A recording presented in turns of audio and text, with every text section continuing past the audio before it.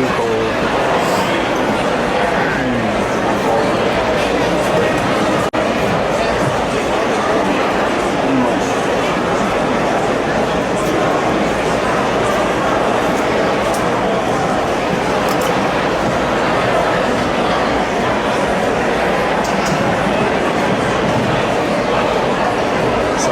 For the video, are they gonna like dim the lights or anything? They are, okay. See, once the lights go off, you shoot people this, yeah, I figured that's videos. He's gonna do the same thing, it's gonna be gotcha. And then so they just keep dog swipes, the video is gonna have a small light. That's gonna be what I'm still trying to figure out what I can do. Yeah. I want to grab a seat and just like sit up there and just watch it.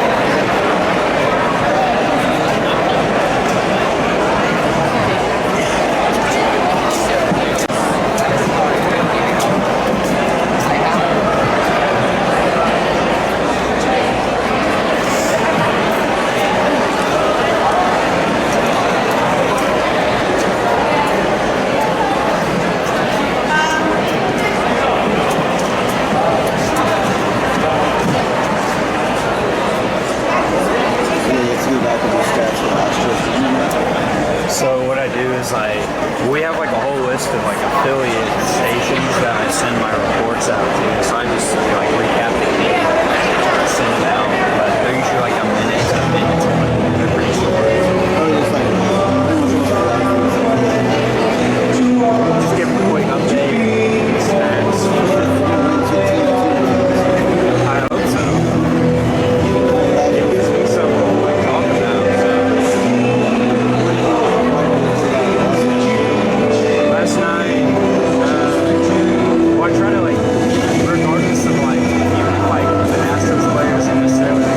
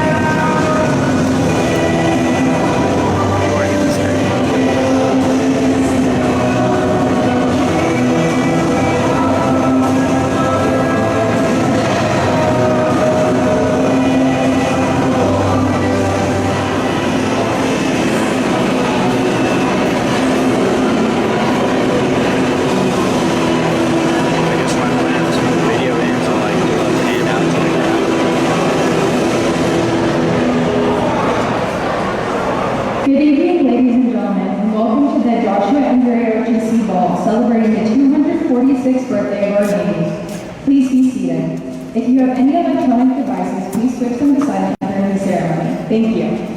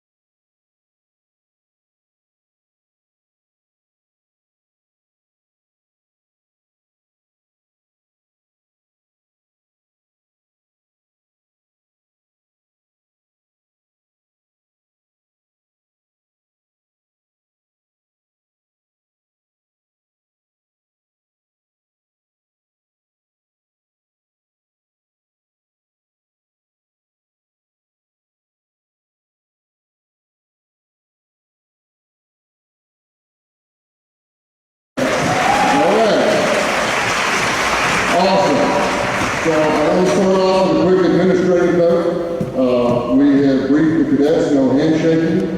That's not their rule, that's mine. They hug your neck if I let them. But we just decided it's a courtesy. If you want to shake their hand, they'll certainly take it, but they're not going to be the first. We want to thank you for coming to help us celebrate the 246th birthday of our Navy. My name is Lieutenant Colonel Jim Davidson, and I am a lucky guy. 15 years ago, I stumbled into this little jewel called Joshua, and I snagged a job. Our first ball in 2006 consisted of a sword detail, a color guard, cookies and punch, and none of the kids missed the bus that afternoon. We've grown a little bit since then, huh? 2 years later, in 2008, the unit was lucky enough to get Master Chief Charlie Linville. After 1 year of Charlie squaring things away, Joshua and JROTC got named the best unit in Texas, and we've gotten better every year since. Last year, we were again named the best unit, brought home the Navy National Rifle Championship for the 3rd year running, and our seniors earned more than $2.2 million in scholarships.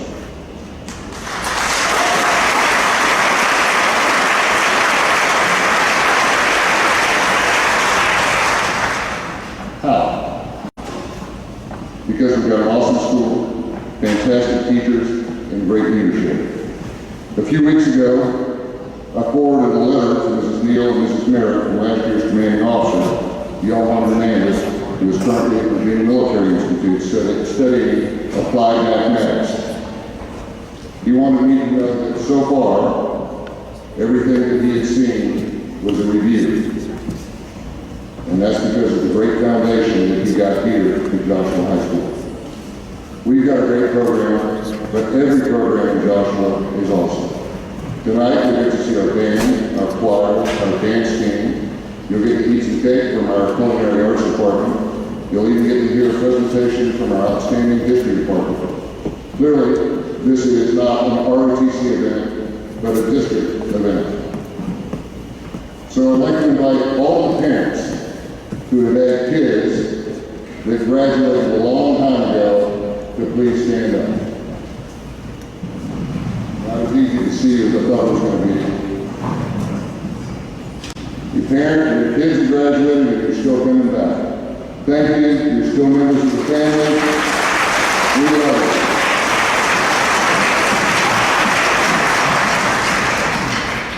2 weeks ago, I called about 4 o'clock in the morning. My rifle team captain from 2006 to 2007 called me up and said he'd been in a car wreck out on 35 Bedford. He assured me that he was uninjured and asked if I would come pick him up. And of course, I said I would. So I swung my legs out of bed, I started to get dressed, and my wife asked me what happened, and I told her. And then she wanted to make sure, she said, "Is John okay?" And I said, "Yeah." And I'm starting to stumble out, go get in the car, go get him. And her question as I left the door was, "Don't they ever graduate?" And of course, we both thought it was funny and we laughed, but isn't it wonderful that they still call us when they need something like advice or help? We think it's absolutely wonderful. So, the next people I would like to ask to stand up are our former graduates. Graduates, please.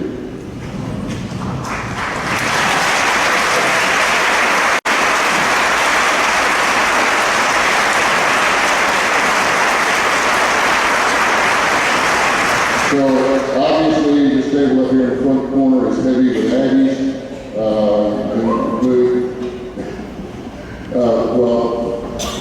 Mr. Parrish, who was the commanding officer of this unit for 2 years, is now the commanding officer of the entire Corps of Cadets at Texas A&M.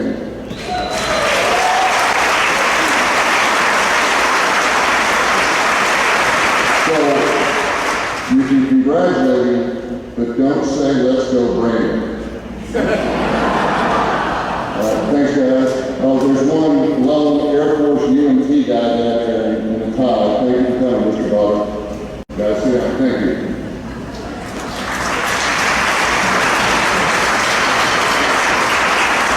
So I want to start with several thank yous. That's the primary reason I'm up here. I got to start with the superintendent, Mrs. Merritt. First-rate organizations start at the top. Thank you for your support, Mrs. Merritt.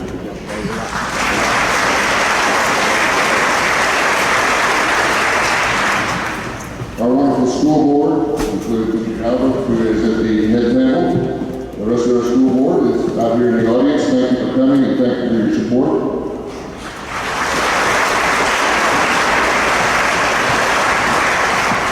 Our principals, Mrs. Neal and Mr. Cox, to ensure that we maintain a safe, wholesome environment for our students to learn.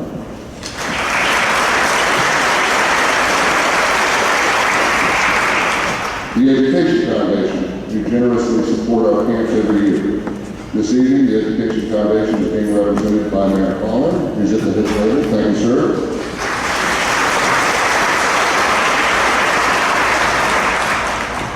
The Fraternal Order of the Dedae. We have the Fraternal Order represented at the head table by Major Diallo and Chief Warrant Officer Angelo Spilios. The Dedaians have provided our cadets with flight scholarships every year for at least 10. And I think there are recipients of the Dedaian Scholarship, at least 3 of them in the audience this evening.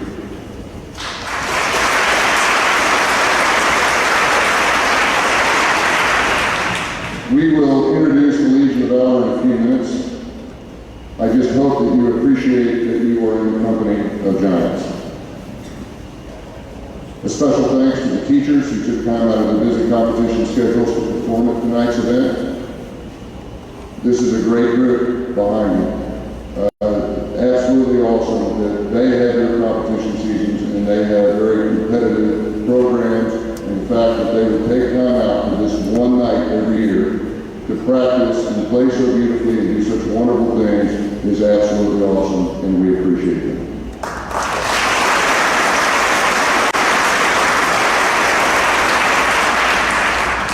Mrs. Schnell, Mrs. Linville, Mrs. Colorado, thank you for taking this extra administrative burden every year. We couldn't do it without you.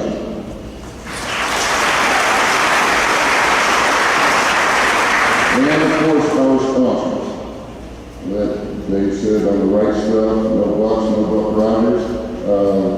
Thank you. You've helped us keep our head above water.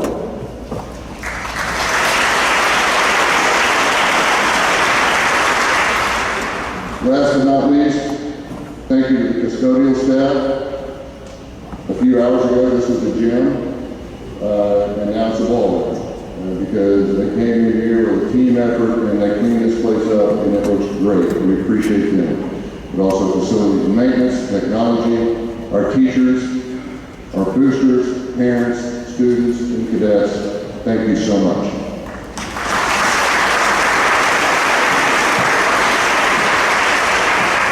I'd like to spend a little time on the head table. This is the first time that we have been visited by Senator Birdwell, but we hope it will not be the last. Representative Burns could not be with us this evening, but we are honored to have his mom, Debbie, in the audience and at the table. Thank you for coming down.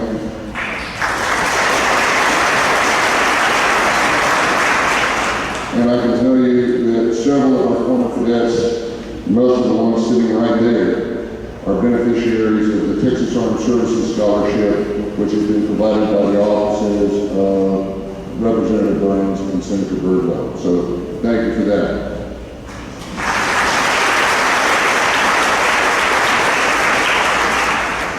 The man on the far right side of the screen, I can turn around and look to make sure I'm on the right side, is a dear friend of over 30 years. His name is Lieutenant Colonel Bob Darling. Bob and I were squadron mates and deployed in the First Gulf War over 31 years ago. And it just seems like yesterday, doesn't it? Next to him is Mr. Carr, our oldest sailor, and Colonel Forrest Lucy. Colonel Lucy, before joining the Marines, he and his wife served in the FBI, and they were working in the Dallas office in November of 1963. They are mentioned in the Warren Report, and our cadets have had the benefit of them coming in and talking to them about their experiences on many occasions. So thank you for coming, sir.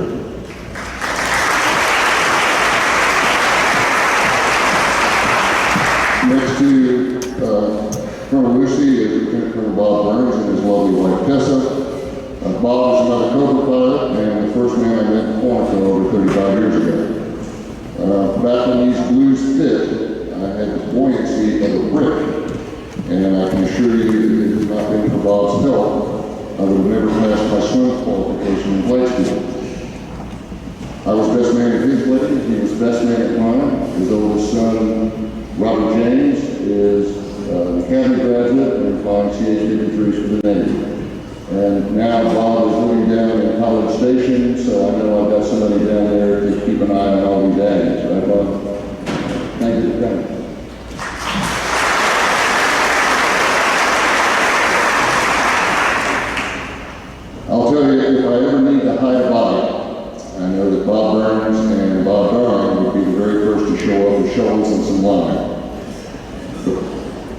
But since it is unlikely that I'll need that, one thing that they can do for me is to look out for former Joshua cadets when they're in Quantico or College Station. And they did, happily, and we appreciate it. Next to the guards is my lovely wife, Deborah, and of course, Mayor Conner and his wife, Mr. Stelios, the kindness. Yeah.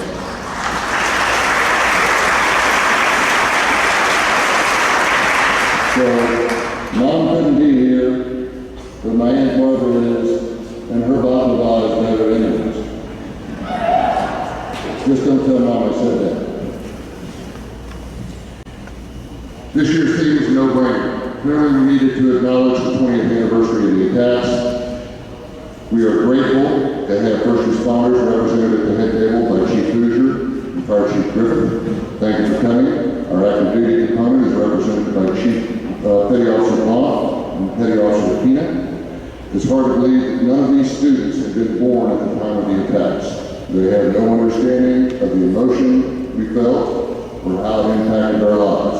Tonight's event is designed to help give them a better understanding.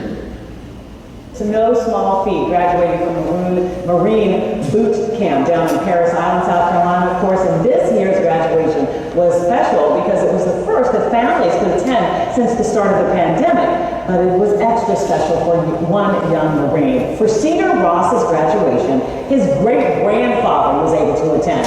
Legendary Marine Herschel Woody Williams. He is the last living Medal of Honor recipient from World War II. William shared the advice he gave his great-grandson before boot camp.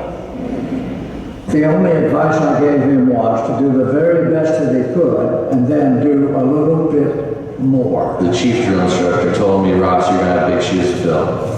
And I said, yes, sir. Thankfully, I wear size 15.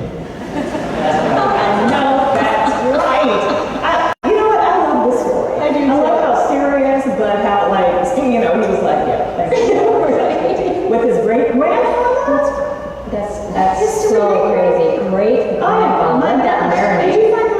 That is so special. That's what I was looking up right now because, 97. Oh, yes, 97 years old, great grandfather. What I love, I'm going to wrap this up, but what I love is how it bridges the generations. You know, I'm very much into genealogy, but if you can talk to your great grandfather and learn all that history, and also emulate what he did. I mean, my goodness. Congratulations on the completion of boot camp, and sir, we salute you. Isn't it wonderful that after 20 years of sustained warfare, that we still have young men and women willing to answer the call and serve the country? This photograph of the cadets was taken 2 weeks ago at the Nimitz Museum. A very generous benefactor, Mr. Larry Boyd, who understands the importance of teaching history, subsidized the trip. For the location of the group photo, I chose this monument. The quote is from Corporal E.B. Sledge, U.S. Marines. Until the millennium arrives and countries cease trying to enslave others, it will be necessary to accept one's responsibilities and be willing to make sacrifices for one's country. As my comrades did. You don't know that. As the troops used to say, if the country is good enough to live in, it is good enough to fight for. With privilege goes responsibility. Service does not come without risk. Last August, we lost 13 brave souls. One, Staff Sergeant Hoover, was 31. The rest were between the ages of 20 and 23. Staff Sergeant Hoover was in 5th grade when 9/11 occurred. The others were all too young to have any memory of 9/11. We are able to celebrate the 246th birth of our Navy because of this type of sacrifice.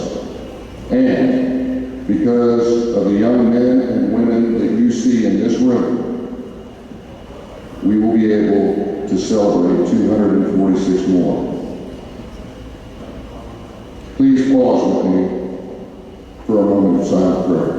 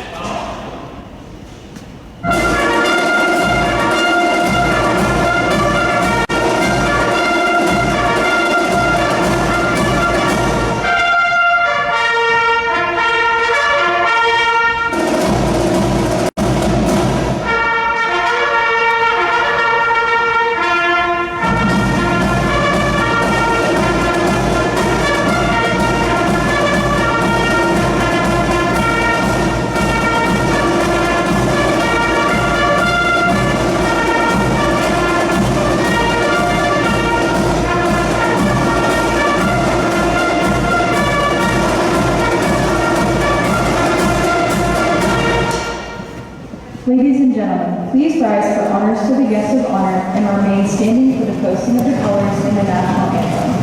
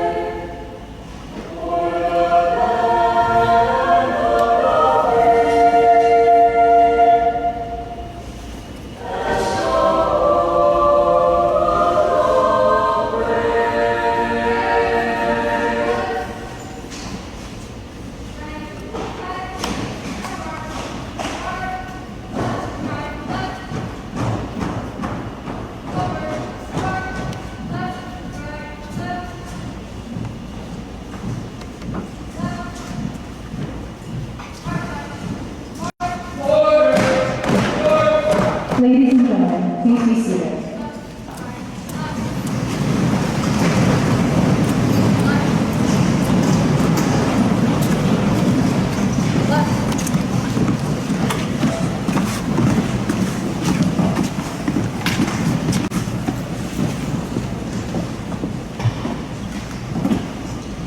Ladies and gentlemen, the Legion of Valor is an organization comprised of our most venerated heroes.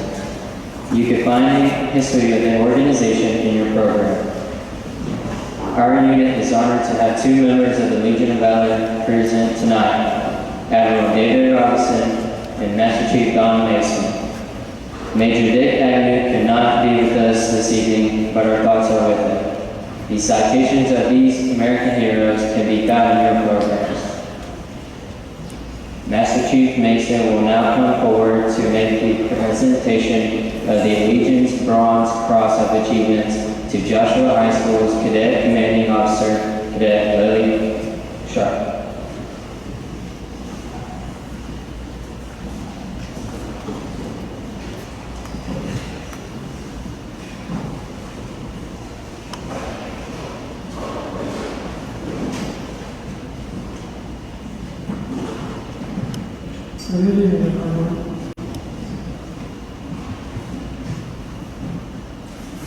How's that? Can you hear me better?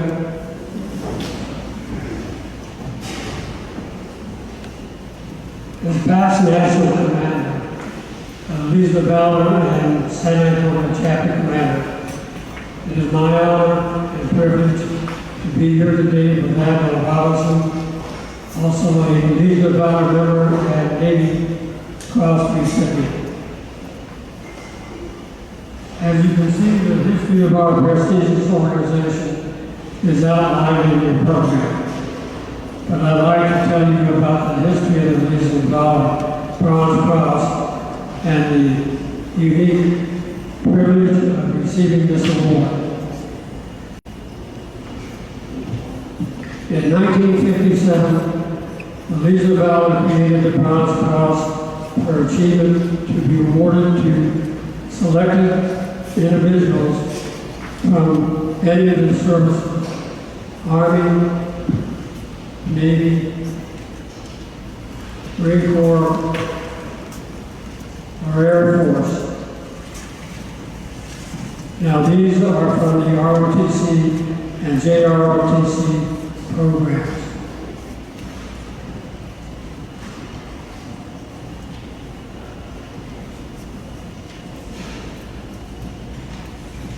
In order to receive the Bronze Cross, a cadet or midshipman must demonstrate superior academic achievement, military leadership, and community involvement. Because of the rigorous standards and thorough screening processing employed by the Legion, only a few cadets receive Bronze Crosses each year. This year, there were only 71 nationwide, and 21 of those were awarded to Navy JROTC cadets. Now, think of this. Today's awardee is one of only 21 Navy cadets nationwide at the high school level. And these individuals receive the Bronze Cross. This is really a big deal.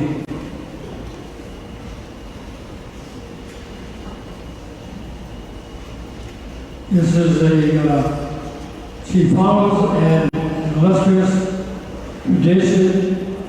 Joshua High School, where 11 Bronze Crosses had previously been awarded. So, at this time, I'm indeed delighted to present the Bronze Cross to your unit commanding officer, Cadet Lily Sharp, for her outstanding achievement in Justin High School Navy JROTC program. Her credentials embody what the Bronze Cross qualifies to all about. The Legion of Honor is proud of you. Very, very proud of you. And I know your Naval Science Instructor staff and the entire unit are as well. As we say in the Navy, bravo Zulu, well done. Now I would like to introduce Admiral David Robinson, who will read the Legion of Honor Bronze Cross citation.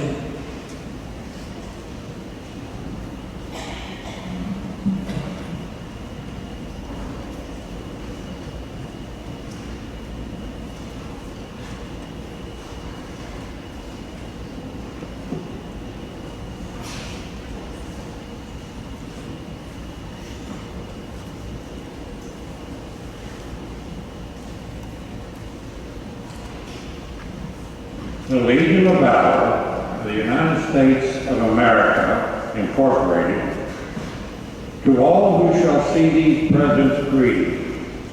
This is to certify that Lily Sharp has been awarded the Legion of Valor Bronze Cross for outstanding achievement in the Reserve Officers Training Corps program, given under my hand in the city of Washington, first day of August 2021. Richard D. Wanty, Director of Awards.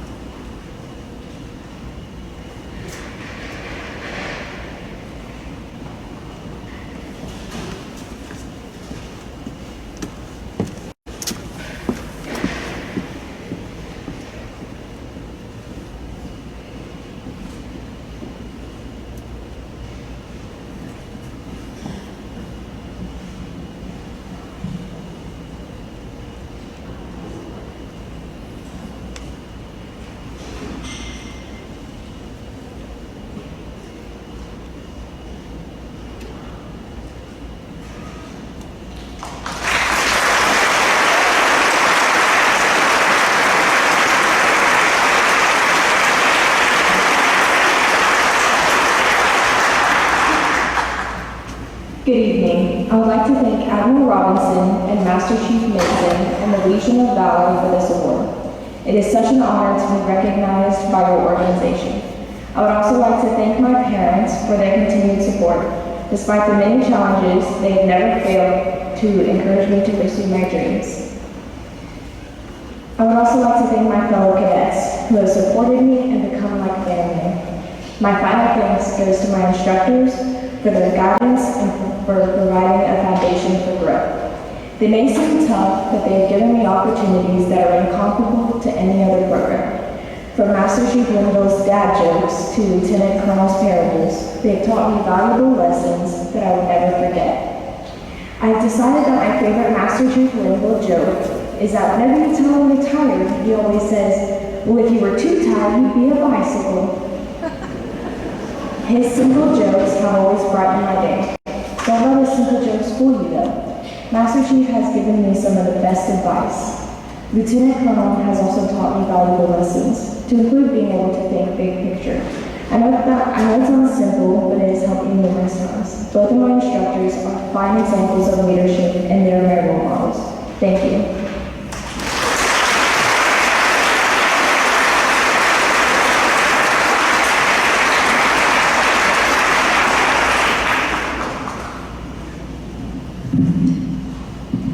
Ladies and gentlemen, though we are here to celebrate the Navy's birthday, we would like to begin with honoring all veterans present this evening. Veterans, please rise when your service song is played.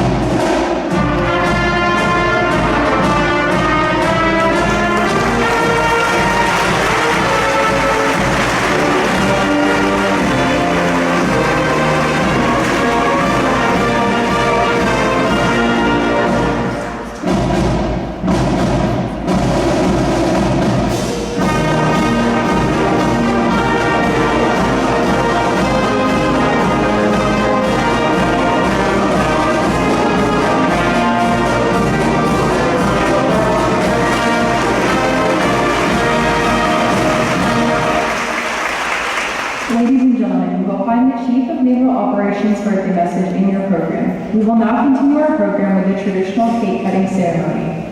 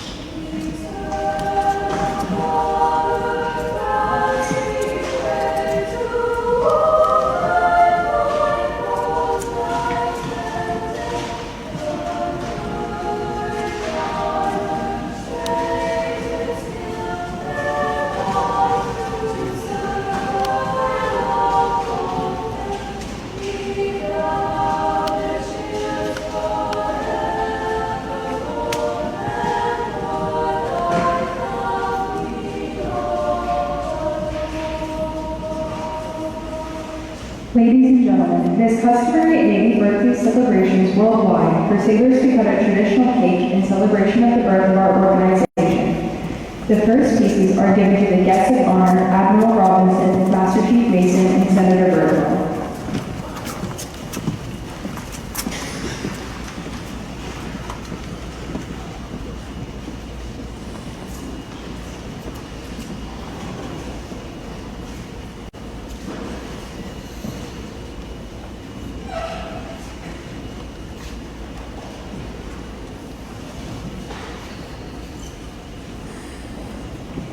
The next piece is given to the oldest sailor present, then to the youngest cadet present, symbolizing the experience and youthful spirit that are hallmarks of our Navy. Our oldest sailor present is Lieutenant Junior Grade Ed Carr, who was born on October 8, 1923 in Engle, Texas. Lieutenant Carr was attending Texas A&M University when the Japanese attacked Pearl Harbor. He went to the closest recruiting station in Laredo, Texas, and enlisted to serve in the United States Navy. Lieutenant Carr served in the Pacific Theater of Operations aboard the USS Auburn as a flight direction officer, and then transferred to the crew aboard the USS White Plains. Lieutenant Carr fought in the Battle of Iwo Jima and Okinawa aboard the USS Auburn. The US White Plains also saw its share of battles in the Pacific. Passing the cake from the oldest sailor to the youngest sailor symbolizes the passing of history and traditions to the next generation. The youngest sailor present is Cadet Connor Williams, who was born on August 14, 2007.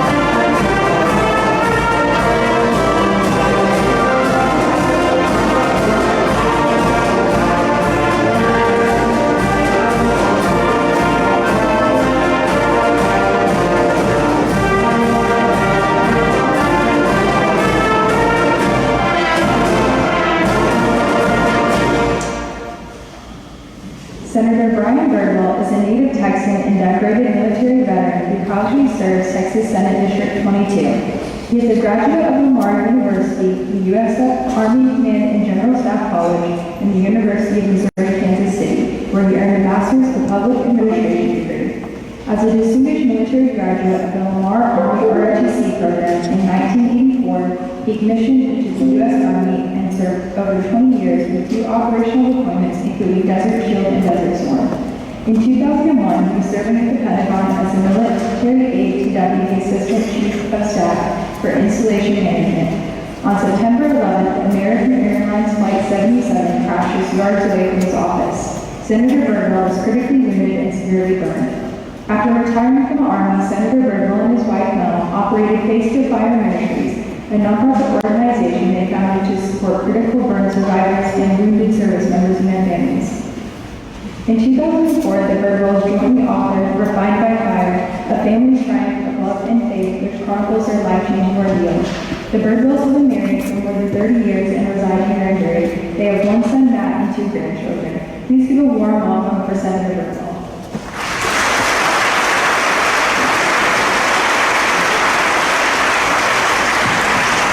Thank you. Good evening. I was brought here for one of 2 purposes, either to be your guest that you could get to make sport of as an Army guy. And as an Army guy, I thought I was brought here to bring dignity to what would otherwise be a vulgar brawl. But there's something to be said for vulgar brawls. Now, it is a treat to join you here tonight. There are so many folks here to recognize, and the list is too long. But Admiral, it's a treat to be in your presence. Thank you for joining us tonight.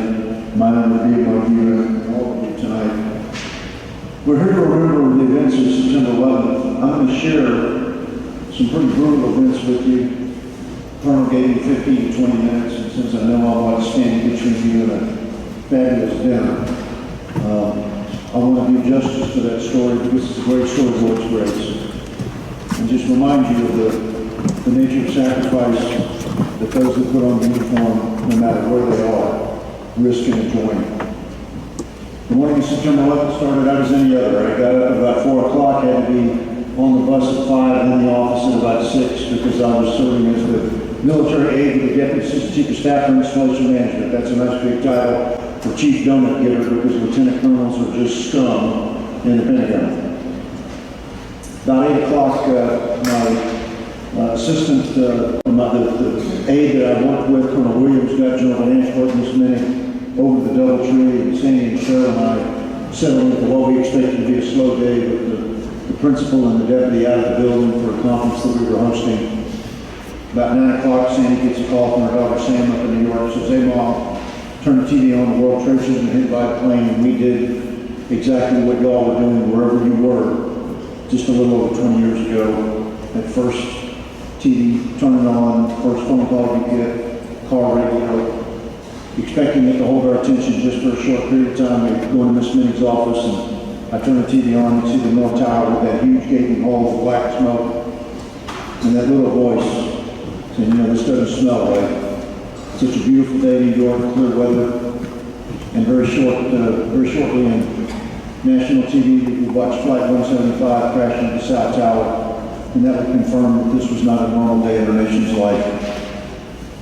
Sandy, Cheryl, and I just knelt down and I led a quick prayer that said, "Lord, be with our first responders. As much as we love them, you're the ones that's going to be doing the bulk of life-saving that day." When that prayer was over with, we continued to watch events unfold. And when you get into the Pentagon at 6 in the morning, you know, you got to have that morning jolt of caffeine. And I'd had my morning Coke and I needed to take care of business, step out to go to the men's restroom. I told Sandy and Cheryl I'd be back momentarily. And those are the last words that I would speak to my 2 co-workers. I stepped out, went out to the E-ring hallway, went up to the 4th quarter, went to the men's restroom, took care of business and stepped out. And about 7 or 8 steps out of that restaurant, Flight 77 was deliberately impacted into the intersection of the 4th quarter and the E-ring. And so that you understand what a miracle it is that I'm here with you tonight, I did bring just a few slides. This is not death by PowerPoint, but it's just a few slides. If you don't mind putting the first slide up. This is the Pentagon, the 5-sided puzzle palace. The inner circle or the inner ring is the A ring, the outer ring is the E ring. The corridors are the spokes that connect each of those rings. When the plane makes penetration at the intersection of the 4th quarter and the E ring, it makes that penetration similar to when you take a long sleeve shirt off and you turn the sleeve inside out. The nose of the aircraft makes impact, begins to peel back like a banana, and then the tail makes deepest penetration where the black dots will be recovered in the B ring, C ring area, here between the C and the B rings. When the plane makes penetration, it penetrates between 3 of the 5 rings, the E, the D, and the C ring. Next slide, please. This picture is taken by Officer Garcia, the Pentagon Force Protection Agency. The red X delineates the impact point of the nose of the fuselage. The dashed circle shows you where the left engine of the 757 makes penetration at first floor level. The vertical line is the expansion joint. That everything to the right of that is what will collapse 27 minutes after impact. If you recall that visual, the video of the Pentagon crumbling, the building breaks cleanly or shears off cleanly here at this expansion joint line, and everything to the right of that collapses. The solid line, the solid circle, that's my window where my desk was located, and the window just to the right is where Sandy and Cheryl and I were in Miss Minnick's office watching the events unfold and where their remains would be recovered 2 to 3 days after the fire had been put out. Next slide, please. Another picture of Officer Garcia, this time just before the collapse of the building. The large center impact hole is getting larger and larger as the building's been compromised. The window I'm in fact behind is just off the screen at the time of impact where I'm located. Next slide. This shows you the night lights are illuminating the building after the fire's been put out. This is Miss Minnie's window, the window just to the right of mine where Sandy and Cheryl and I were watching events unfold. This is the window that I'm about 5 to 7 yards behind at the time of impact. Next slide. This is an artist rendering of the 757 making penetration of the building. The left side window is my desk window. The right side window is the window that I'm in fact behind that I showed you in the previous slide, plane net penetration at first and second floor level. Next slide. When I stepped out of the women's restroom, I walked through the E-ring hallway, through what would be the crash site, turned left up into the 4th floor. You can see the top of the floor here. This is the elevator shaft. The men's restroom is next to the elevators at second floor level. I stepped out about 5 to 7 yards behind that window, about to turn right back into the crash site, or what would be the crash site, when Flight 77 delivery crashed into the building. Please go to black, please, if you would, sir. Thank you. I show you those pictures because I wanted you to understand what a miracle is that I'm still here. I'm here not because the United States Army made me the toughest man in that building, but because the toughest person ever walked this earth 2,000 years ago sits at the right-hand side of the Father and intervened in my life that would allow me to have the privilege of being here with you 20 years later. This was not like one of Governor Schwarzenegger's movies where you see the flame coming down the hallway and you make an immediate decision to escape and move to safety. That's not what it was at all. As a kid growing up in Fort Worth for many years when Carswell Air Force Base was a big B-52 base, if you were at Ridgemar Mall parking lot, one of those B-52s was taking off. It was so painful you had to get inside. This was far louder than that. It's instantaneously deafening when that plane makes penetration, and in that nanosecond as I'm walking back to the office, I hear that sound, faint bomb, and in the next nanosecond, I'm set ablaze, tossed around like a rag doll, and I've been prepared all my life, and I will experience 3 pains and emotions. First is the physical pain of the burns. I was burned on 60% of my body, with about 40% being 3rd-degree burns. My arms from fingertip to armpit on both arms are completely and circumferentially grafted. My eye sockets have been rebuilt. My ears are artificial cartilage. The neck, the forehead. I've got other things in me that are artificial. I'm not the $6 million man, but the 2.4. What my medical bills cost. And thank you for paying the taxes that paid my medical bills, because I had a great Navy doctor, Dr. Marion Jordan, that served on the Comfort, the Mercy, other ships during his active duty time frame. He was the director of the burn unit at the Washington Hospital Center. As much as I'd love to tell Army, go Army, beat Navy jokes, your service has an immense amount of respect in the Burkle home. The second pain and emotion I'll deal with is the one that really does describe the definition of terrorism. When you realize that you're facing a life-threatening injury and you cannot escape the source of that injury. It's black, no way to navigate. and you come to that realization that you're no longer at the struggle for survival, but you step over that line that says, okay, Lord, I got it. This is a horrible, ghastly way to be called into eternity. And I did what we in the United States Army, and I know you're not trained in the United States Navy, to surrender. I gave up, I quit, I collapsed to the floor, and waited to die. And that's that third pain and emotion that I would experience, and that's the permanency and the finality of death.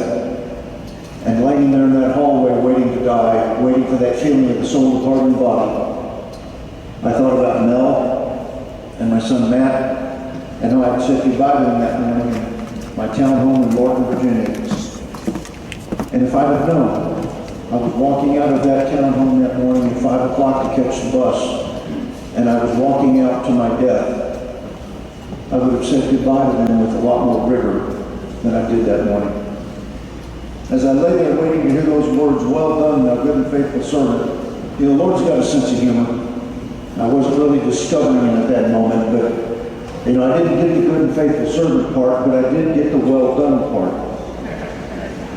So now when Colonel Birdwell goes by a Kentucky Fried Chicken, original recipe and extra crispy means something very different to me. And just while we're doing some humorous things here, for those of you that are veterans that have served, I know our Master Chief wears the Purple Heart. I just described for you what it's like to earn your Purple Heart for coming out of the men's restroom. There's a sense of inadequacy when I meet young men and women that have earned that Purple Heart clearing buildings in Fallujah or other places in this country. The Lord had other things in mind, and there were other people that would be part of my rescue. I don't have the time to share every intimate detail, but I will share just a couple with you before I close. As I staggered down that hallway, trying to get to safety, and as I'm moving down the hallway, having used the wall that I've been blown up against as a third and fourth point of contact to shuffle my way down that corridor, I could see the chunks hanging off my body. The front of my shirt is covered in my own blood. My access badge and my name tag are shriveled up and melted, still hanging on my shirt. But the back of my shirt, as I lay face down, waiting to die, was burning away. The best way to describe me, and most discreet way to describe me, is I was terribly indisposed, with only my leather shoes and my leather belt still intact. And 4 men, Bill McKinnon, Roy Wallace, John Davies, and Chuck Knobloch, were the 4 men that I came across. And in my exhaustion of covering 25, 30 yards and the condition of being horribly burned, faces swelling, blood streaming out of the arms from being skinned alive on the back, I collapsed in front of Roy because of that exhaustion and the relief of knowing that I'm about to subordinate myself to whatever decisions my comrades in arms make on my behalf. And this is not a place to tarry. This is not a place for medical care to get to me. The fire is burning 25, 30, 40 yards down from where I collapsed in front of Roy, Bill, Chuck, and John. And in their haste to move me, they each grab a limb and give that first exertion to pick me up, but I don't come with them. They pull chunks of flesh off of me, and I begin screaming at them to leave me alone. And in my heart and my mind, I know I'm telling them, leave me there to die. But they don't do that. Chuck is the biggest, rolls me over on the left-hand side. Touching me is absolutely agonizing. Forcibly puts his arms underneath the left side of my torso, and essentially Bill, Roy, Chuck, and John are shaking hands with each other with their connected arms, and my body weight, rather than grasping me, my body weight is resting on their arms. They will carry me through a B-ring access door into the A-ring, and I'll receive my first medical care from a great Air Force doctor named John Baxter. And I assume you and the Navy have the same problem we and the Army do, and that's using the word great and Air Force in the same sentence. With all due respect to our Chief Master Sergeant, we love picking on him. But when he's a great doctor because he's got the morphine shots that he's going to put inside my feet, because the only place he can see the veins to give me that first medication to get me in the shock that I'm in under control is to take my shoes off, the sock that's left underneath the shoe, and put the morphine in the right foot, the IV in the left. I'll be evacuated out of the building, taken to Georgetown University Hospital. I'm the only survivor taken to Georgetown. I have that entire hospital's undivided attention. I'll be wheeled inside, and I'll come to that moment that I'm about to be anesthetized. And I asked to do two things, because I've been thinking about this, because while the Lord had answered the question of life or death in the building, He had not yet answered the question of life or death that day. And Dr. Williams said, Brian, we're going to do everything that we possibly can for you. I told him I wanted to do two things. First, I wanted the wedding ring taken off my finger. And Major John Collison, who accompanied me in the back of that Ford, took that ring after Judith Rogers, the nurse that took the ring off my finger. You can imagine what that looks like. We're about to eat a nice meal. I'm not going to describe it to you. And then I asked for the hospital chaplain. Chaplain Spurlow came to the right-hand side. We just said that final prayer together and said, okay, Lord, yours the pictures that hangs above the presidents and the chain of command photos of my life and my eternity. And when that prayer was over with, I looked at Dr. Williams resting in the comfort of where I would spend eternity and said, let's get on with it, resting in the comfort. It was that strength of not of a soldier, but my faith in the Lord that allowed me to say those words.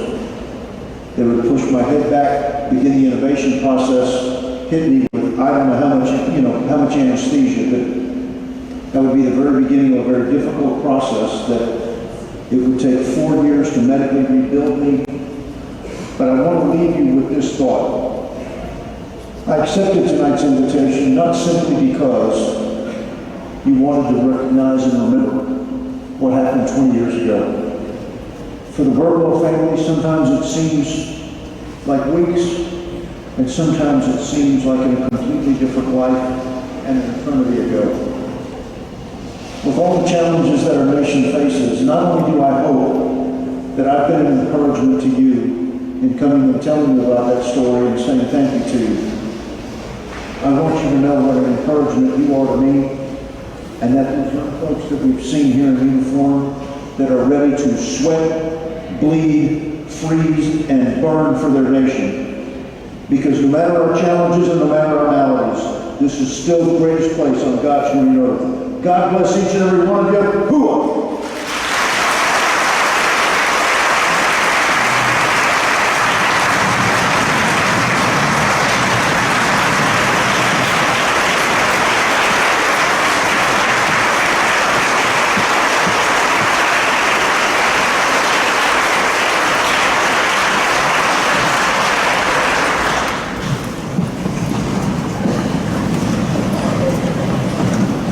Thank you, Senator Burwell. You and our other very special guests will be presented with mementos of our appreciation.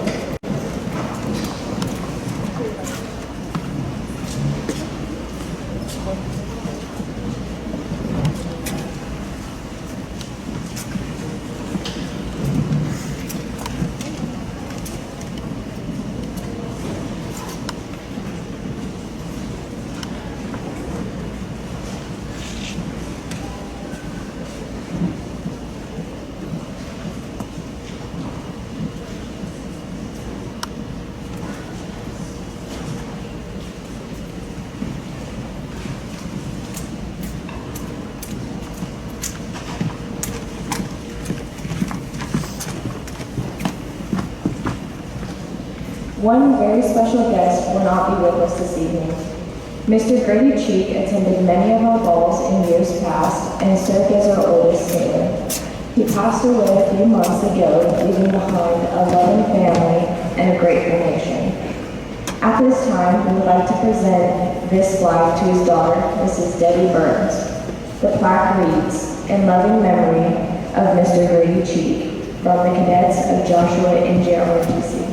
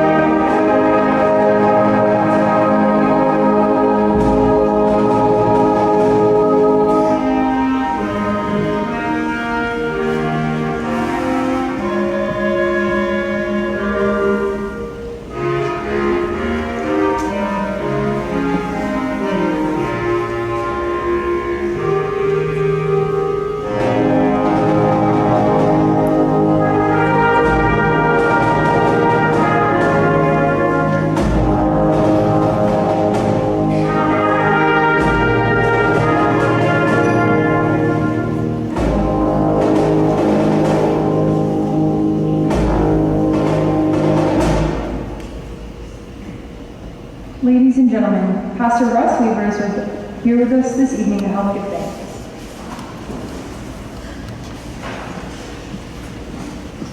And I get to pray.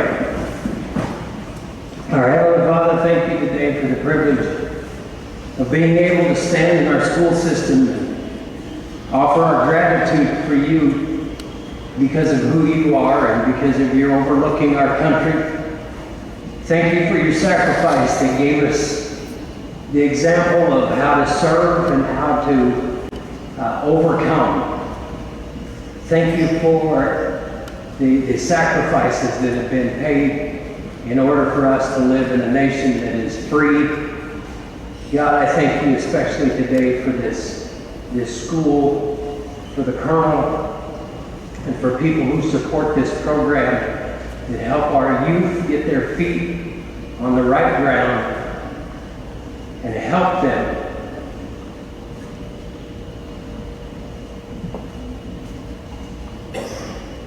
to become the people that you called us to be. We offer these festivities and celebrations tonight. Thank you for the food we're about to eat. God, I pray that you would bless each individual here.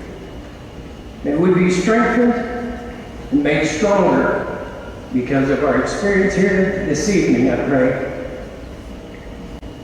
In Jesus' name, amen.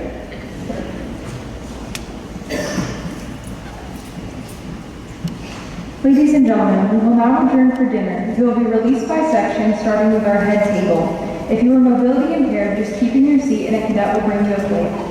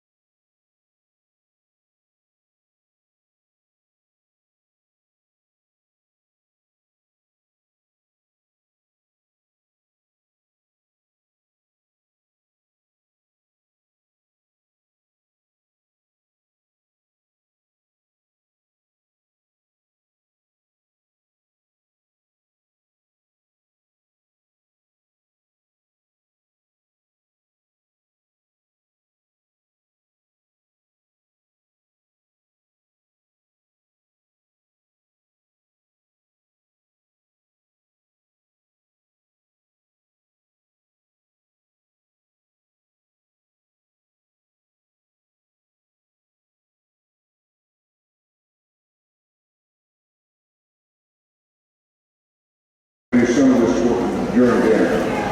One of the things that I'd like to point out is that last piece that you heard was called Hymn of the Fallen. And we've been doing this for many years now, and that's the very first time that we ever had a collaboration between the band and the choir. And I think it's wonderful. And in fact, I think you thought it was so wonderful, you were afraid to clap at the end of it. But it was an awesome job. And we very much appreciate the work.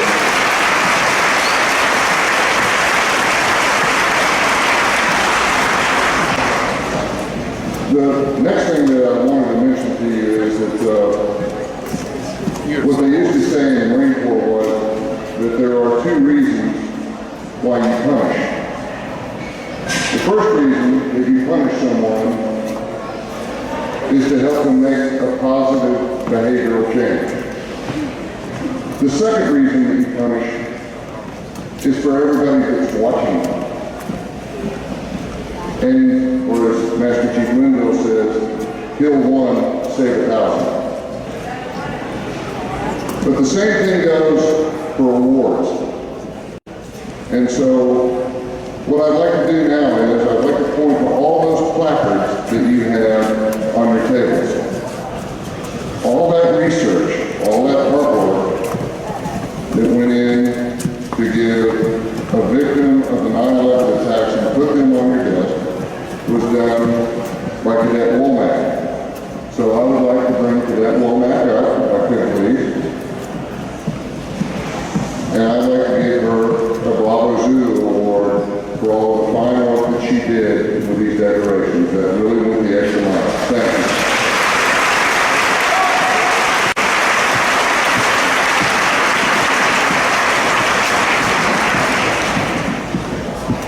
There's probably the most difficult, thankless job that we have in our unit is supply. You never finish. As soon as you issue a pair of pants, these teenage boys outgrow them. We waited 6 months for a pair of size 18 shoes, and by the time we got them, he had outgrown those too. You never finish. It is the hardest job in the unit to keep all of these cadets looking good. And so I would like to ask Cadet Orgy to come up front and center, please.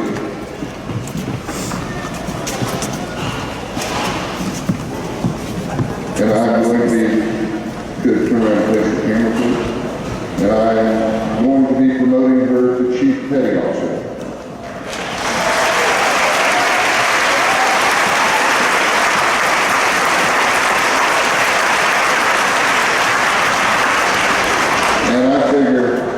Who better to promote her to Chief Petty Officer than a Master Chief Petty Officer?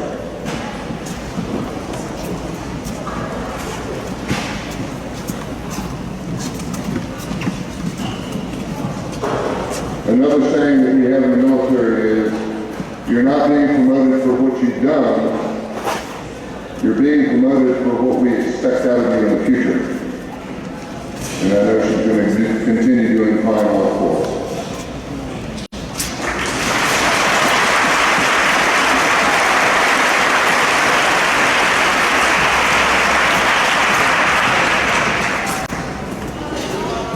Thank you. Enjoy your meal. Fresco's does great work, don't they?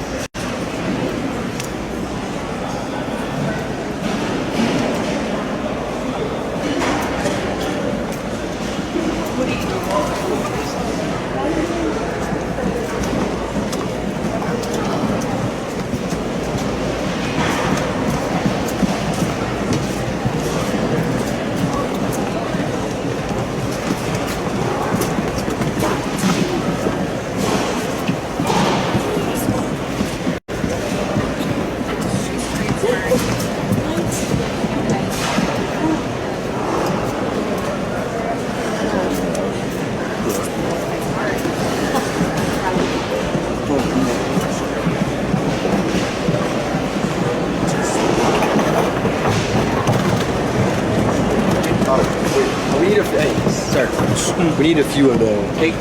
Let them take that cake up here to the. We got a table to get it.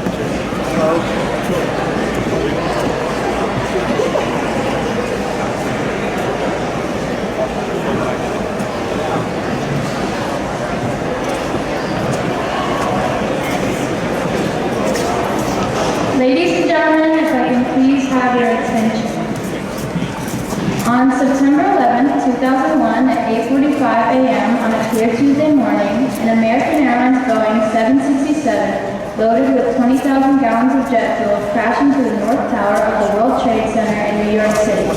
The impact left a gaping burning hole near the 80th floor of a 110-story skyscraper, instantly killing hundreds of people and trapping hundreds more in higher floors. As the evacuation of the tower and its twin got underway, television cameras broadcasted live images of what initially appeared to be a freak accident. Then, 18 minutes after the first plane hit, a second Boeing 767, United Airlines Flight 175, appeared out of the sky, turned sharply toward the World Trade Center, and sliced into the South Tower near the 60th floor. The collision caused a massive explosion that showered burning debris over surrounding buildings and onto the streets below. It immediately became clear that America was under attack. The hijackers were Islamic terrorists from Saudi Arabia and several other Arab nations, reportedly financed by the Al-Qaeda terrorist organization of Saudi fugitive Osama bin Laden. They were allegedly acting in retaliation for America's support of Israel, its involvement in the Persian Gulf War, and its continued military presence in the Middle East. Some of the terrorists have lived in the United States for more than a year and have taken flying lessons at American commercial flight schools. Others have slipped into the country in the months before September 11th and acted as the muscle in the operation. The 19 terrorists easily smuggled box cutters and knives through security at 3 East Coast airports and boarded 4 early morning flights bound for California, chosen because the planes were loaded with fuel for the long transcontinental journey. Soon after takeoff, the terrorists commandeered the 4 planes and took the controls, transforming the ordinary passenger jets into guided missiles. As millions watched the events unfolding in New York, American Airlines Flight 77 circled over downtown Washington, D.C. before crashing into the west side of the Pentagon military headquarters at 9:45 a.m. Jet fuel from the Boeing 757 caused a devastating inferno that led to the structural collapse of a portion of the giant concrete building, which is the headquarters of the U.S. Department of Defense. All told, 125 military personnel and civilians were killed in the Pentagon, along with 64 people aboard the airliner. Less than 15 minutes after the terror struck the nerve center of the U.S. military, the horror in New York took a catastrophic turn when the South Tower of the World Trade Center collapsed in a massive cloud of dust and smoke. The structural steel of the skyscraper, built to withstand winds in excess of 200 miles per hour and a large conventional fire, could not withstand the tremendous heat generated by the burning jet fuel. At 10:30 a.m., the North Tower building of the Twin Towers collapsed. Only 6 people in the World Trade Center towers at the time of their collapse survived. Almost 10,000 others were treated for injuries, many severe. Meanwhile, the 4th California-bound plane, United Flight 93, was hijacked about 40 minutes after leaving Newark Liberty International Airport in New Jersey. Because the plane had been delayed in taking off, passengers on board learned of events in New York and Washington via cell phone and airphone calls to the ground. Knowing that the aircraft was not returning to an airport as the hijackers had claimed, a group of passengers and flight attendants planned an insurrection. One of the passengers, Thomas Burnett Jr., told his wife over the phone, "I know we're all going to die. There's 3 of us who are going to do something about it. I love you, honey." Another passenger, Todd Beamer, was heard saying, "Are you guys ready? Let's roll," over an open mic. Sandy Bradshaw, a flight attendant, called her husband and explained that she had slipped into a galley and was filling pitchers with boiling water. Her last words to him were, "Everyone's running to first class. I've got to go. Bye." The passengers fought the 4 hijackers and are suspected to have attacked the cockpit with a fire extinguisher. The plane then flipped over and sped towards the ground at upwards of 500 miles per hour, crashing in a rural field near Shanksville in Windsor, Pennsylvania at 10:10 a.m. All 44 people aboard were killed. Its intended target is not known.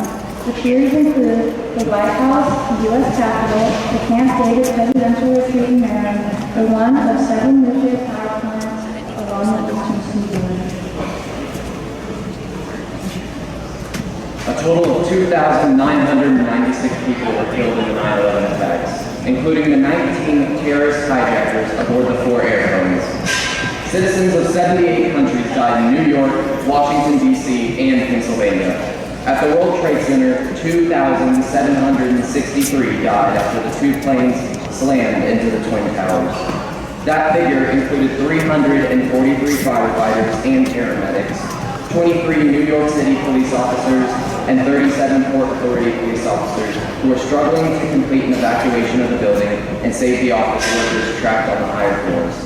At the Pentagon, 189 people were killed, including 64 on American Airlines Flight 77, the airliner that struck the building. On Flight 93, 44 people died when the plane crash landed in Pennsylvania. At 7 p.m., President George W. Bush, who was in Florida at the time of the attacks and had spent the day being shuttled around the country because of security concerns, returned to the White House. At 9 p.m., he delivered a televised address from the Oval Office declaring, "Terrorist attacks can shake the foundations of our biggest buildings, but they cannot touch the foundation of America. These acts shattered steel, but they cannot dent the steel of American resolve." In reference to the eventual U.S. military response, he declared, "We will make no distinction between the terrorists who committed these acts and those who harbored them." Operation Enduring Freedom, the American-led international effort to oust the Taliban regime in Afghanistan and destroy Osama bin Laden's terrorist network based there, began on October 7th. Within 2 months, U.S. forces had effectively removed the Taliban from operational power. But the war continued, as U.S. and coalition forces attempted to defeat a Taliban insurgency campaign based in neighboring Pakistan.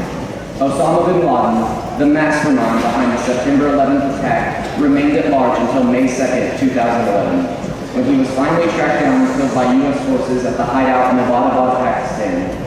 In June 2011, then-President Barack Obama announced the beginning of a large-scale troop withdrawal from Afghanistan. What follows is a 4-minute film. There is not a narrator.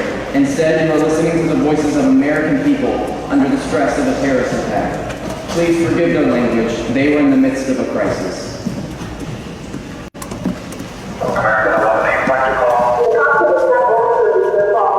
Number 1 is staff, and number 5 is staff.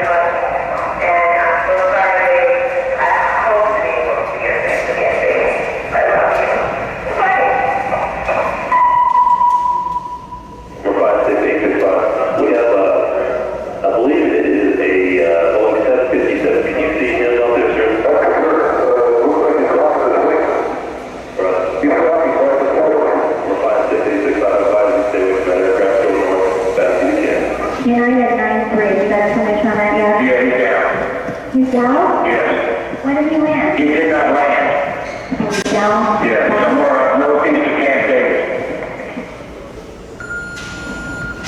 Showing me as a fool, I cannot love you.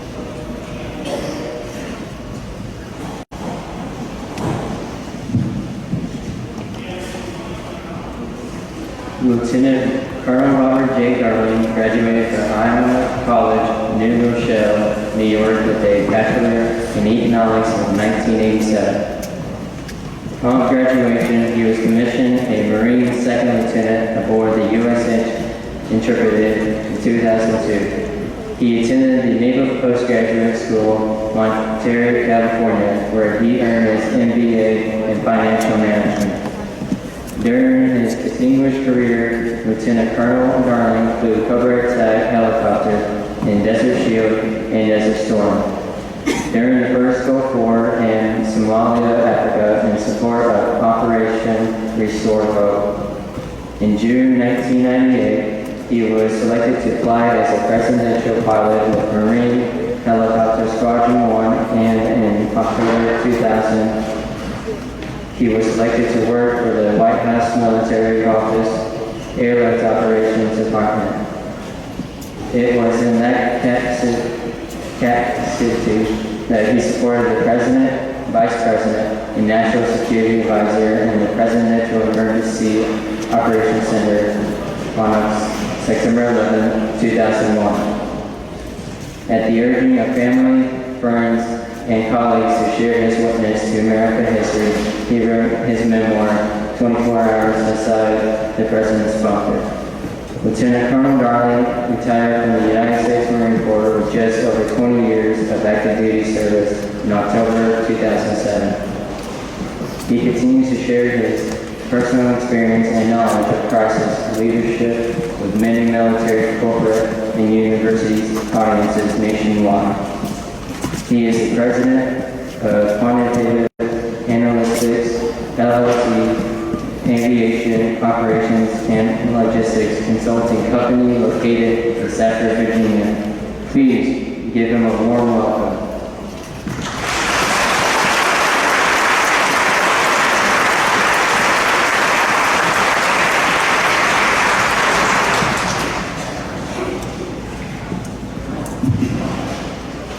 Well, thank you for that introduction. How great is it to be with you all tonight? Pretty heavy video, pretty heavy stuff. But I'm going to share with you a different vantage point. I want to tell you what it was like to stand shoulder to shoulder with our nation's highest leaders as the attack on America was in progress. But before we dive in, let me just take a minute to acknowledge the Admiral. I'm really happy to see you, Admiral. I'm happy here, Senator Birdsong. Incredible listening to you speak. And really, before we get into it, I got to tell you a quick quick C story because Marines love to tell stories. You heard Colonel Davidson tell you that we met 31 years ago. Now let me tell you the true story. 31 years ago, when I met him, he couldn't fly very well. He was all thumbs in the cockpit. He was actually terrible. I pretty much taught him how to fly. I take full credit for that. But he taught me how to lead. Everything Jim Davidson touches turns to gold. It's not because he's special or he's lucky, because he puts the work in and he mines every ounce of it to create an event just like this. To take the junior ROTC program in a small town like this and turn it into a national pride. That's the leader that I learned so much from, that I'm proud to call my great friend of 31 years. There was one time in Yuma, Arizona, Jim was pretty much a tough guy in the squadron, so I called him out on it. I said, Jim, I'm going to take you into the hotel room. 2 of us are going to enter. 1 of us is going to come out. He came out first. About 2 hours later, when the ice packs wore off, I came out. And we're still friends today. Listen, folks, you heard a lot of great stuff tonight. I was standing with Vice President Cheney. I was working over in the White House. You heard the timeline. The Pentagon was struck by 9:37. We got 3 planes and 3 targets. America's going to war. When all of a sudden at 9:45, working in the White House military office, Airlift Operations Department, we evacuated the White House for the 2nd time in U.S. history. The first time was during the War of 1812, when Dolly Madison was running out the back door carrying the print of George Washington. Now we're evacuating the White House for the 2nd time in history.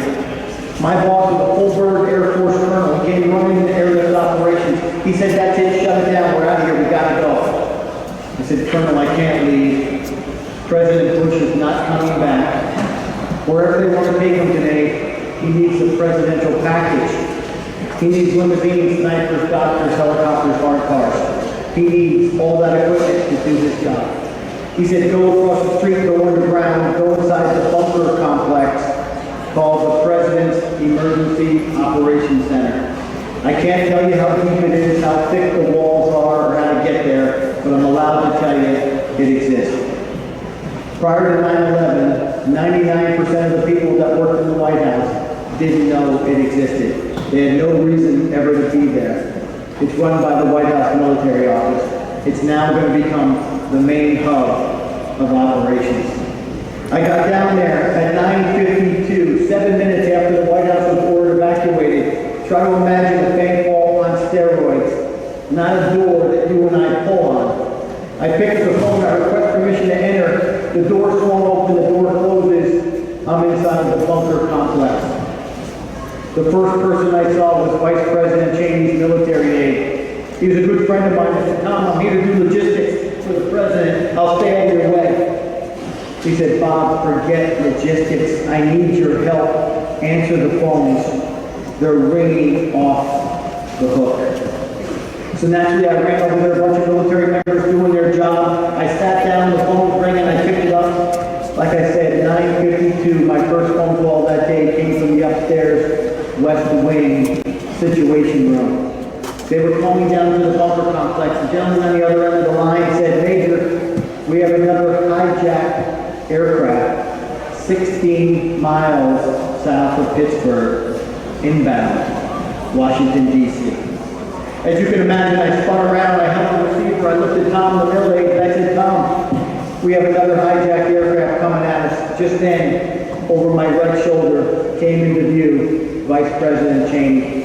I snapped to, Mr. Vice President, sir, we got a hijacked aircraft south of Pittsburgh coming at us. He turned away from me. On the wall down there are these 3 black boxes. They're speaker boxes, they're landlines. He wants to talk to the National Command Authority, which is made up of the President of the United States and our Secretary of Defense. The President's trying to get airborne out of Sarasota, Florida. He's looking for Donald Rumsfeld.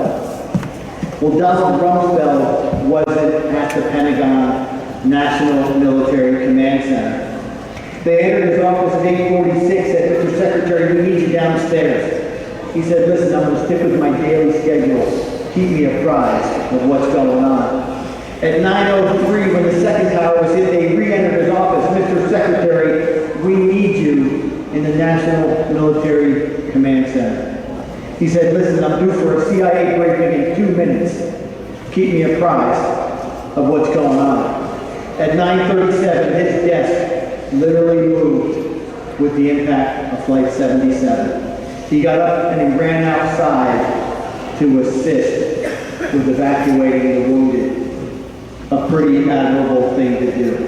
Not his appointed place of duty. We got a president trying to get airborne, a secretary of defense lost in the parking lot, nobody at the helm of our national military command and control structure. Just then, Vice President Cheney, talking to a one-star general, said, "General, I want you to listen to me. I want 2 F-15s. I want them at Otis Air National Guard Base. Let me know when they're airborne. Stand by to shoot this airplane down." I remember I took a step back, I turned to my right, I stared at the Vice President. My 14 years in Marine Corps taught me our job is options for the President.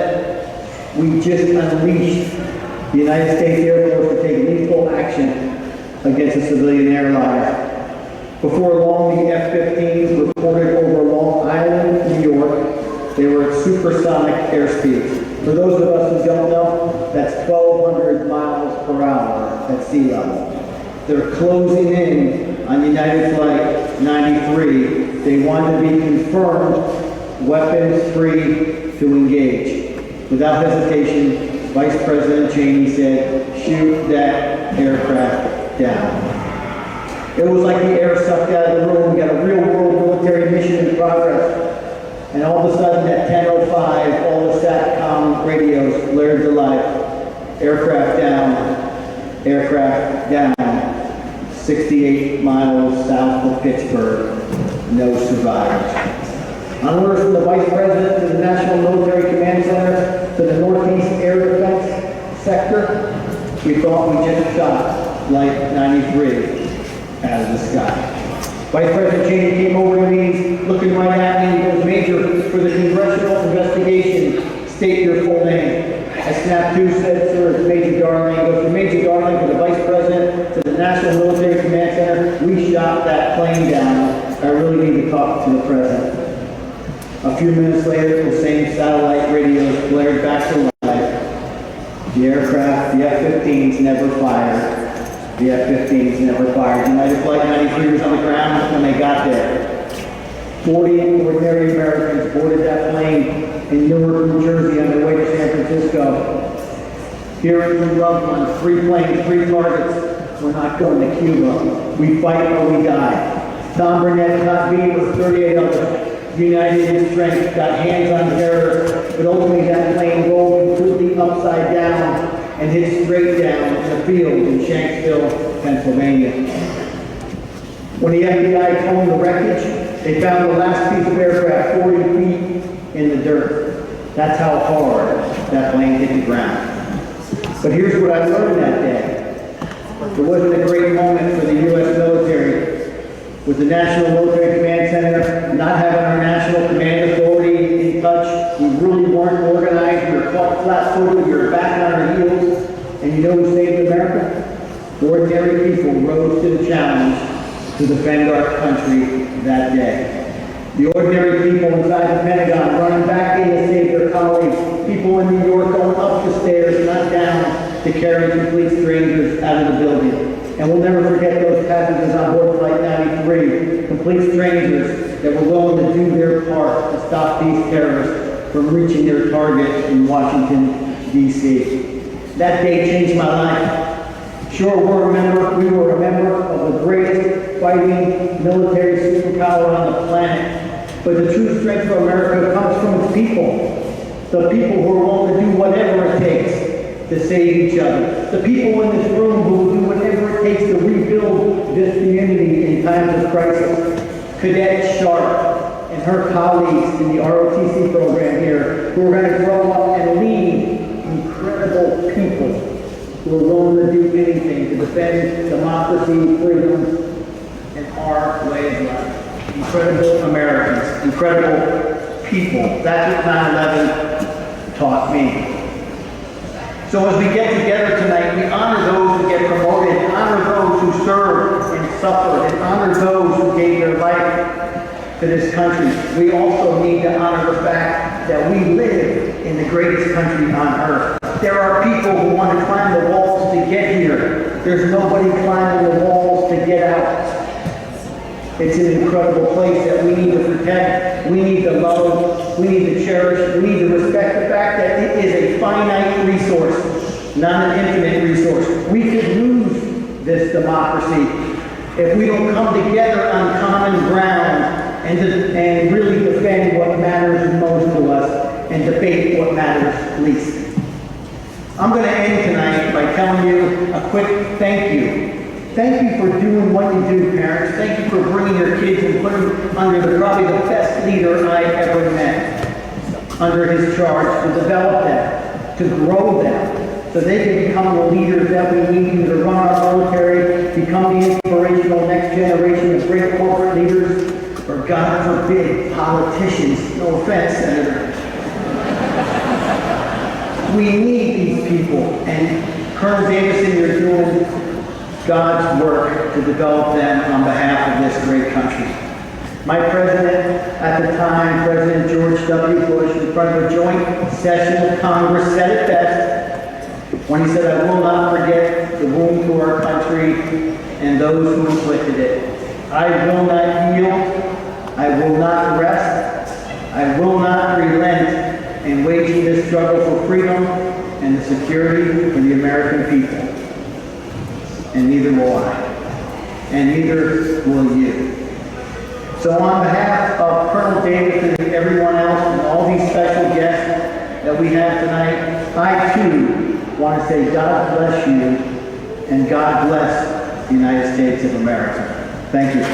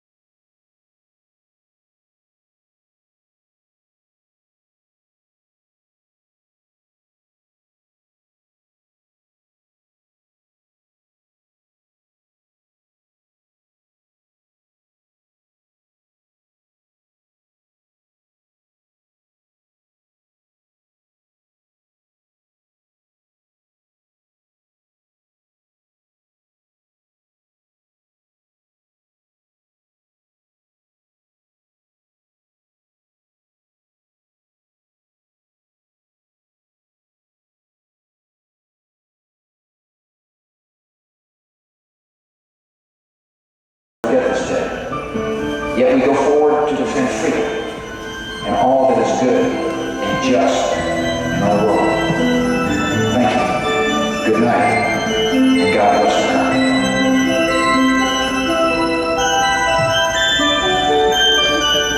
Thank you. Good night, and God bless America.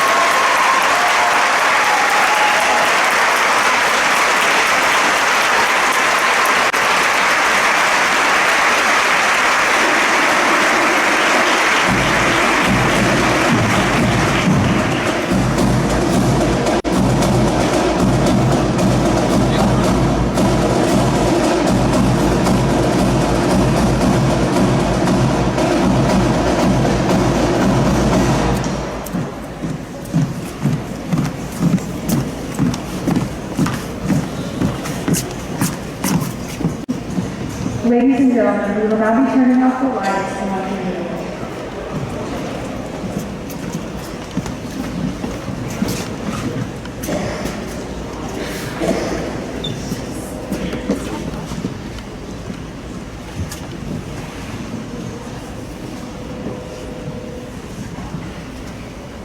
Travis Mannion and Brendan Rooney, roommates at the Naval Academy, close as brothers.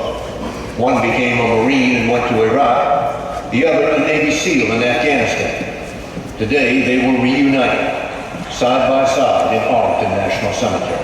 That's what kind of gets me by, is just knowing that they're going to be together.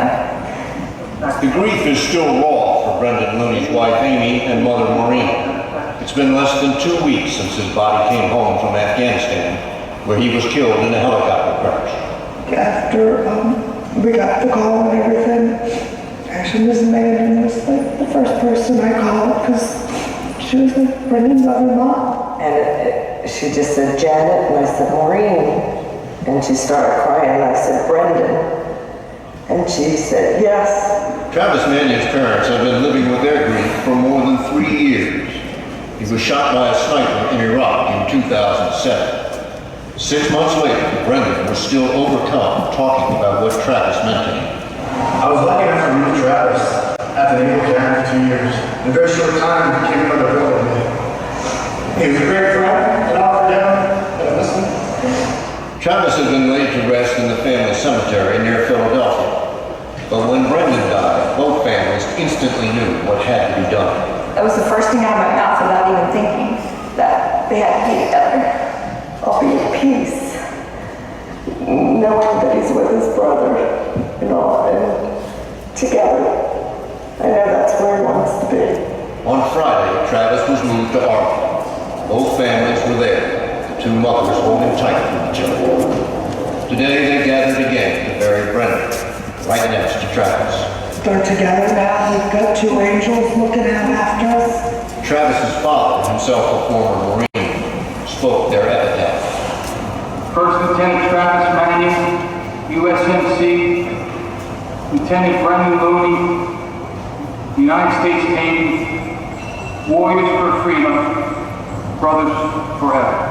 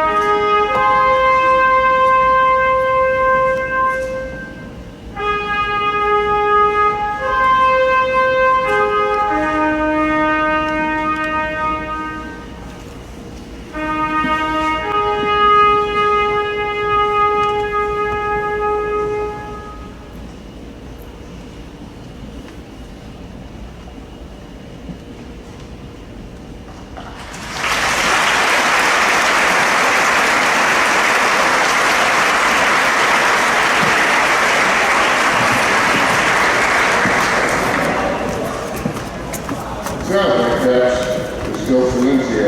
When I asked Mr. Sweetford, I said, it's difficult for you to have everybody that's up to it. He was pretty confident, and he was right.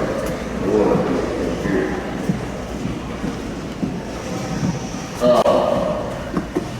How many of you was just the refrigerator full? Anybody in here? You like it?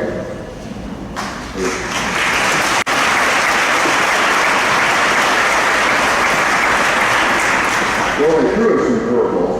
Number one, I'd like to point out this drill team that they had out there. There was a couple of freshmen out there. School's been in session for 11 weeks. Even the Marines get 13 training. I think National Chief Winslow did a great job.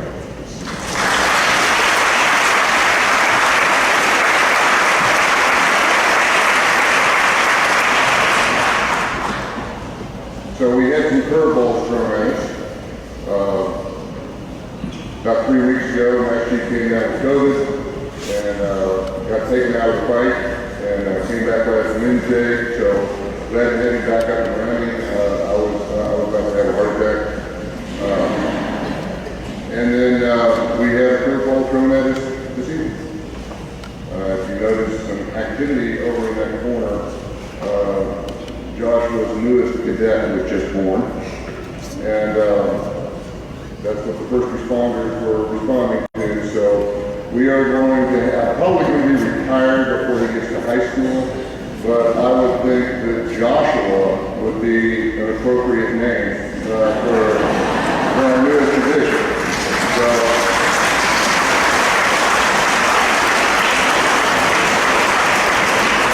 the kids were great, they went with it, everything continued, most of you didn't know what was going on, I think that's awesome. Out in the foyer, Lieutenant Colonel Darling has got some books that he would be more than happy to sign for you if you'd like to get a copy. It's wonderful.